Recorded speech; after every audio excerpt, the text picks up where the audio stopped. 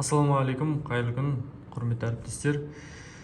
Мен қазір аптаның бірінші күні бүгін өзімнің бонусымды шығарғалы тұрмын, яғни вывод жасағалы тұрмын.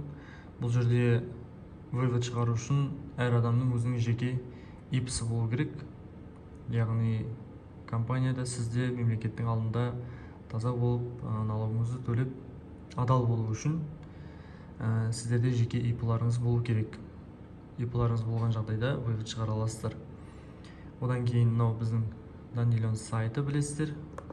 Одан кейін мынау sf.gov.kz дейтін сайтта сіздердің жеке кабинеттеріңіз болу керек. Неке мына сайтта. Осы сайтта жеке өздеріңіздің кабинеттеріңіз болу керек. Бұл жаққа через ECP ключ арқылы кіресіздер. ECP ключті білесіздер де қандай болатын екен. Мынандай екі файл болады. Осы екі файл арқылы осы жаңағы сайттан өздеріңізге жеке кабинет ашып аласыздар. Яғни иініңізбен сосын новый пароль қойып кіріп аласыздар. Бұл сайтты білмеген жағдайда ең біріншісіне бухгалтер арқылы, бухгалтерлердің көмегі арқылы жасап алсаңыз болады.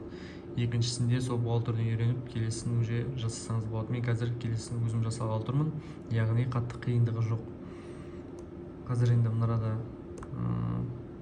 барлығын толтырып қойдым. Менің апталық суммам жаздым да төменге.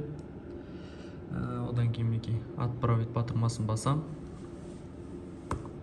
Отправить, подписать и отправить. Подписать ететін екіншісі мінекей RSA деп басылады.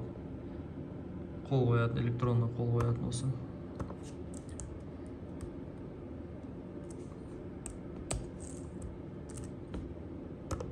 Так, мінекей кетті. Все, кетті мінекей. Енді мен кабинеттің ішінен так, мінекей партнерім басам. Одан кейін мына жерде қазір мен өзімнің жеке кабинетімнен апталық ақшамды шығарамын мінекей.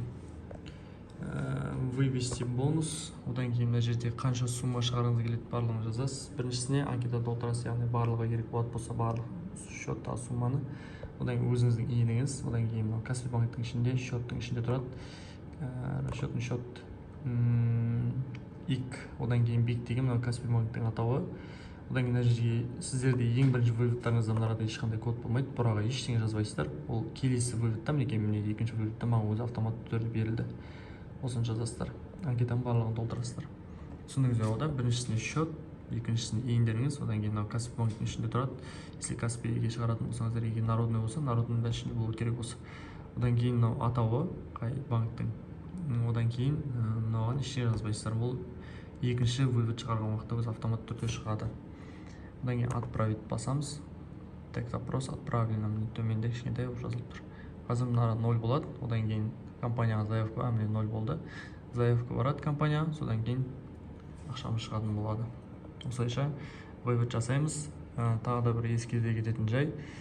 Бұл әрекеттерді обедке дейін жасайтын болсаңыздар, сіздердің ақшаларыңыз обедке дейін түсетін болады. Жарты сағат, 1 сағаттың көлемінде. Егер обедтен кейін жасайтын болсаңыздар, ақшаларыңыз ертеңіне түсетін болады. Құрметті әріптестер, енді қазір мен телефонымнан көрсетейін. Каспи Голдқа жаңа выводымыз түсті. Каспи банкке кірдім. Так, сообщение.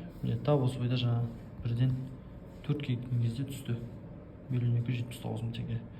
Сағат бірден 6 кетті. Көріп тұрсыздар да? Выводымыз шықты. Осылай шығарып аласыздар. Мінекей.